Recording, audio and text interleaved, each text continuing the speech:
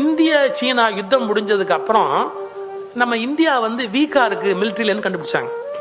சீனா யுத்தத்துல சீனா தான் வின் பண்ணிட்டு போனா, நம்ம ஒண்ணும் பண்ண முடியல, நம்மளால எதிர்க்க முடியல.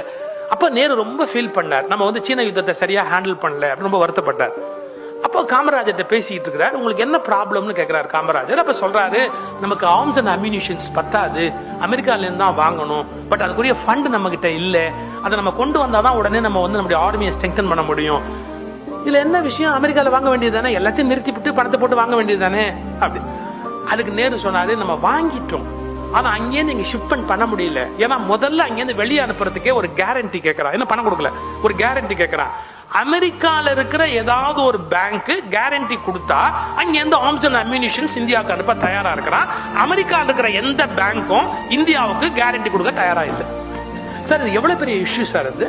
அமெரிக்கால இருக்கிற எந்த பேங்க்கும் இந்தியன் கவர்மெண்ட்டை நம்பி ஒரு கேரண்டி கொடுக்க தயாரா இல்லை அப்படின்னு. காமராஜர் ரொம்ப சாதாரண ஒரு லாங்குவேஜ்ல கேட்டாராம், அவன் கடை இங்க எதுவும் இருக்காங்கிற, அமெரிக்காக்காரன் கடை இந்தியாவுக்குள்ள இருக்கா அப்படின்னு, அவன் கடை எதுவும் இங்க இருக்காங்கிற.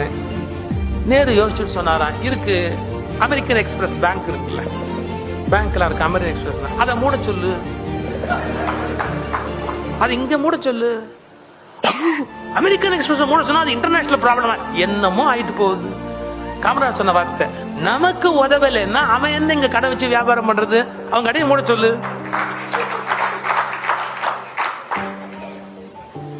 நேரு ஒரு வினாடி யோசிச்சுட்டு, சரி என்ன பரவாயில்லன்னு இங்க இருக்கிற அமெரிக்கன் எக்ஸ்பிரஸ் சேர்மனை கூப்பிட்டு, எப்ப இந்தியன் கவர்மெண்ட்டுக்கு நீங்க சப்போர்ட் பண்ண தயாரா இல்லையோ அதுக்கப்புறம் இந்தியாவில் நீங்க இருக்க முடியாது, அதான் கவர்மெண்ட் டெசிஷன் எடுக்க போறோம். அவன் உடனே ஹெட் ஆபீஸுக்கு பேசி கேரண்டி கையெழுத்தாகி ஆர்ம்ஸ் அங்கேருந்து புறப்பட்டு இந்தியாவுக்கும் வந்தாச்சு. ஒரே அவங்க கடை எங்க மூட சொல்லுங்கிறேன், அவ்வளவுதான் சார். இதெல்லாம் அந்த மண்ணின் மைந்தன், அந்த மண்ணிலேருந்து விளைஞ்ச ஒரு விளைச்சல்.